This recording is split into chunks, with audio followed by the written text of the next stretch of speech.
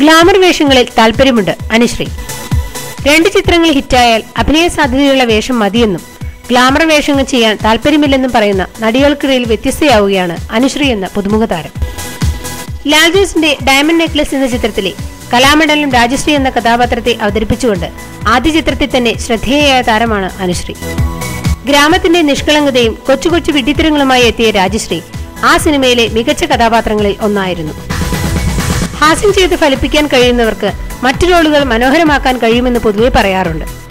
അനുശ്രീയുടെ കാര്യത്തിൽ അത് അക്ഷരം പ്രതി ശരിയാവുകയും ചെയ്തിട്ടുമുണ്ട്. പിന്നീട് വന്ന ചിത്രങ്ങളിലെല്ലാം തനിക്ക് ലഭിച്ച വേഷങ്ങൾ അനുശ്രീ മികച്ചതാക്കി മാറ്റി. റെഡ് വെയിനിലും ലെഫ്റ്റ് റൈറ്റ് ലെഫ്റ്റിലും മികച്ച വേഷങ്ങൾ തന്നെയാണ് അനുശ്രീക്ക് ലഭിച്ചത്. അവസാനമായി സെക്സ് കോമഡി മൂവി എന്ന് പേരെടുത്ത വെടിവഴിപാട് എന്ന ചിത്രത്തിലെ ബോൾഡ് കഥാപാത്രം നൽകിയ മേക്ക് ഓവറിന്റെ ത്രില്ലിലാണ് അനുശ്രീ.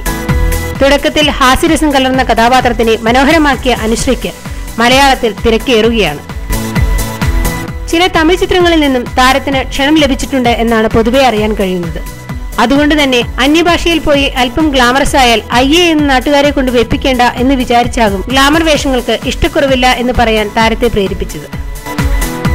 നസ്രിയയുടെ അനുഭവം കൺമുന്നിൽ ഉള്ളതുകൊണ്ടാകാം ഈ മുൻകൂർ ജാമ്യം.